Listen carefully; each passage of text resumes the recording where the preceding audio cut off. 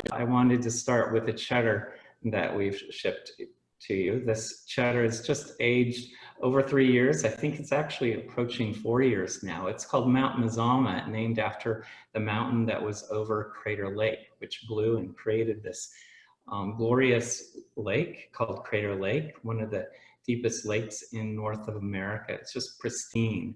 So Mount Mazama, Mazama translates to goat. So we actually are utilizing 20% goat milk in creating this cheese with cow milk. And it's non-standardized, non-homogenized. So the milk from the dairy goes directly into the vat. So the less we do is really a reflection of the landscape, what our cows and our goats are both grazing and browsing, as well as the climate of that period of time, nearly 4 years ago.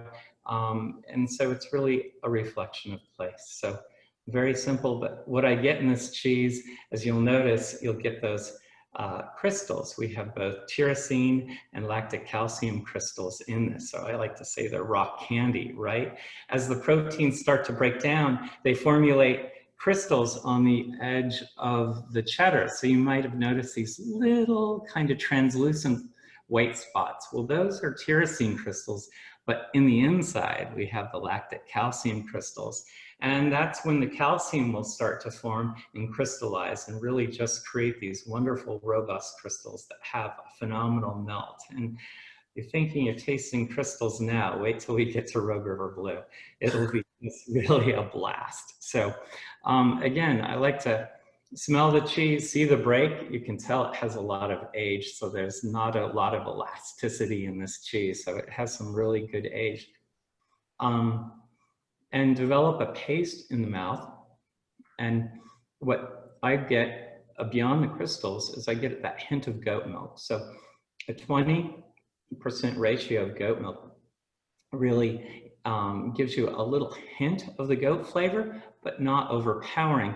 But the sweetness of the cow milk comes through. So you get that sweet cream finish that just continues to extend, and I get a lot of grass notes too. So it's really just one of those sensual cheeses that I think it hints upon a lot of vanilla notes, as Adam pointed out in the bourbon we're going to taste, and also toasted notes, which you also pointed out. I like to think of it as toasted marshmallows. So that's perfect brown toast of a marshmallow. So it's just like the perfect combination. So shall we just bounce us back to tasting it with the bourbon? And yeah, no, I think it seems only right at this point that we should. What I think is great, I love that there's an initial salinity to this cheese, but then also that just mellows out so nice into some of those more grassy or herbaceous flavors. And I think that, and the way that it finishes too in that vein, I think that with this Basil Hayden bourbon being a high rye bourbon again, we're going to be emphasizing some of those herbaceous flavors that you will get from the rye.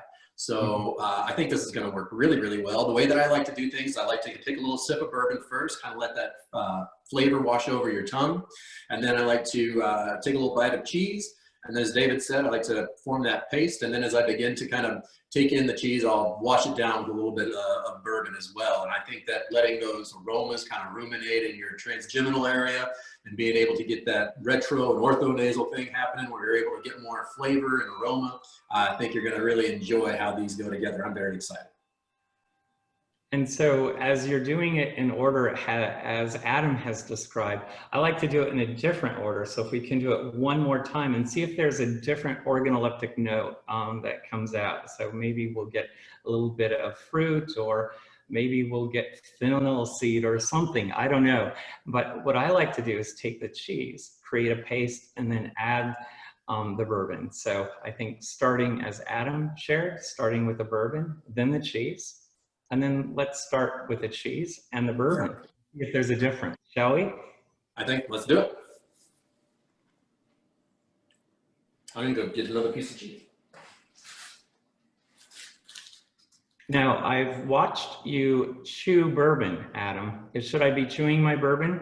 Yes, so that's what we do. We like to chew on our bourbon a little bit at the Uh-huh. distillery there. So it kind of I love the fact that it gets this flavor of the whiskey, whether it's going to be a bourbon or a rye, gets it all over your palate there. And then what I do too is I smack a little bit when I've swallowed it in order to bring some air across my tongue, and then it's going to help kind of activate my taste buds with a little tingling with that aeration, and it's going to be a good indicator of how the finish is. Is it kind of clean and medium, or is it long and lingering? And you know, as I was kind of real time expressing the flavor or the finish of the bourbon, it is a nice lingering finish. So I think that these go really well together, and I think it's a very dynamic pairing because tasting the bourbon first, you know, there's a lot of what to expect there, and then the cheese starts to take on a very bright flavor, and then putting those flavors together as you bring them together to finish, it just really is this dynamic flavor bomb that I thought was really, really tasty. And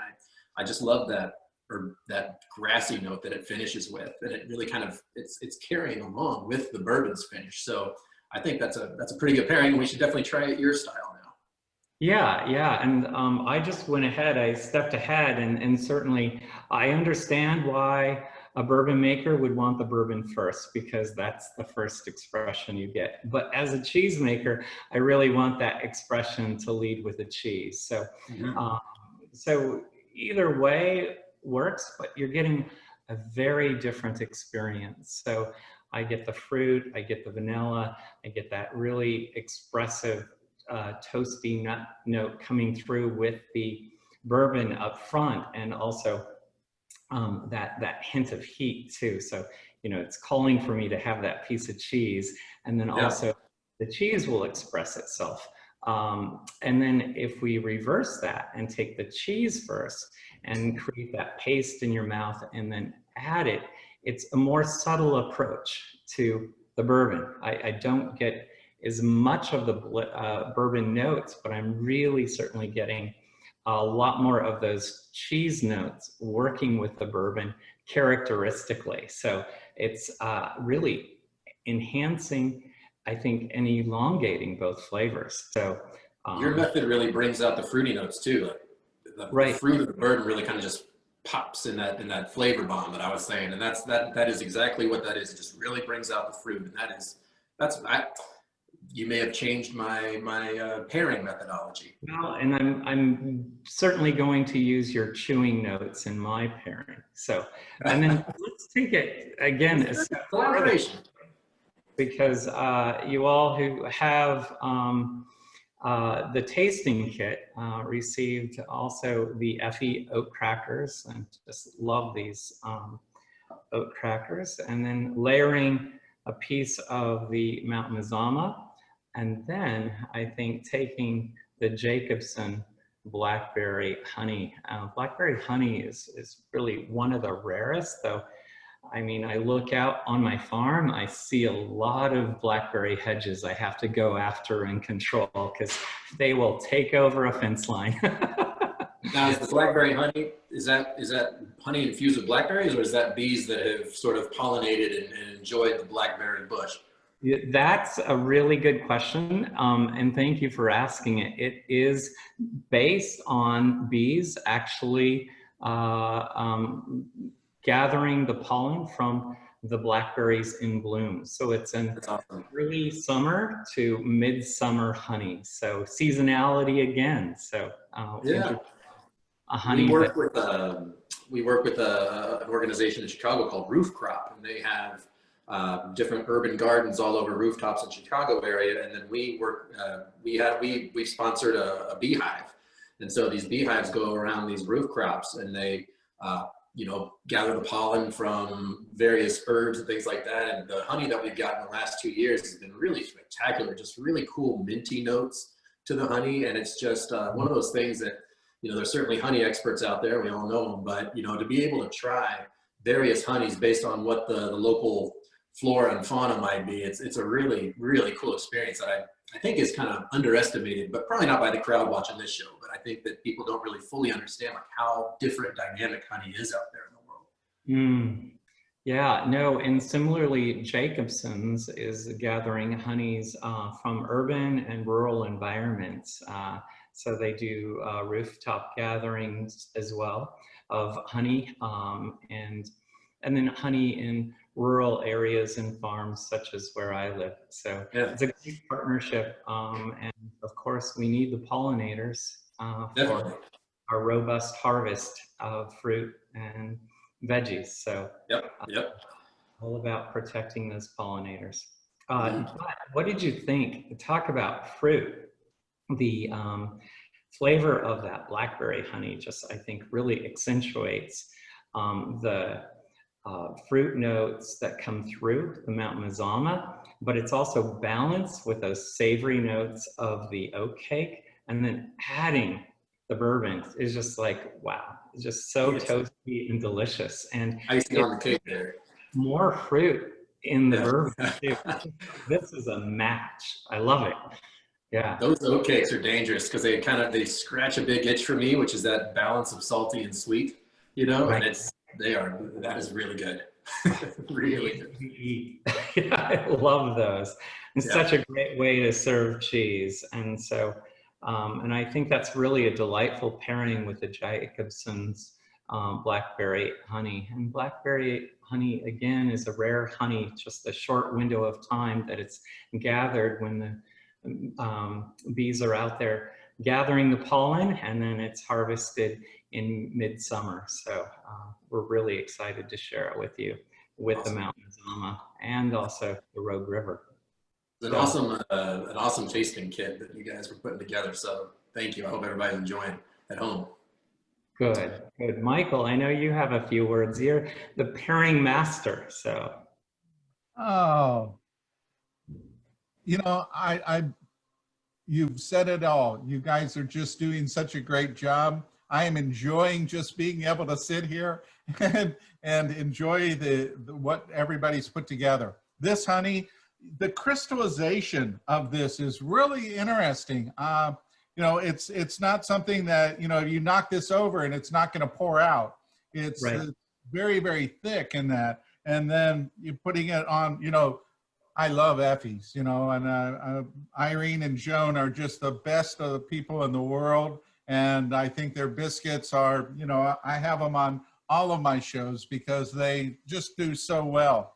But this cheese just brings out everything. And, as working with a 10-year-old and the boldness of this bourbon, they just it doesn't even budget. It just all stays together. This is fantastic. I rate this as one of the well paired groupings of everything that comes around here, because nothing's being lost. Everything stays together. They hold up to each other. And I have to be honest with you, is that I can't wait to dig into the Rogue River Blue and see what it does with this bourbon as well. Absolutely. I'm going to get a little silly here, but the way that you were talking about the balance and how they just work together really well, it's almost like I've got a bucket of really, really great bright blue paint, and David's got a bucket of really great bright red paint, and we splash it at each other at the right time, and this beautiful purple appears. It's powerful. The flavors are big, but they just work together so well. Yeah, that's a powerful pairing. I agree. It really just accentuates the flavors of the bourbon. And I have the classic signature bourbon in my hand, so I'm very excited to have this in Southern Oregon, and it just works brilliantly.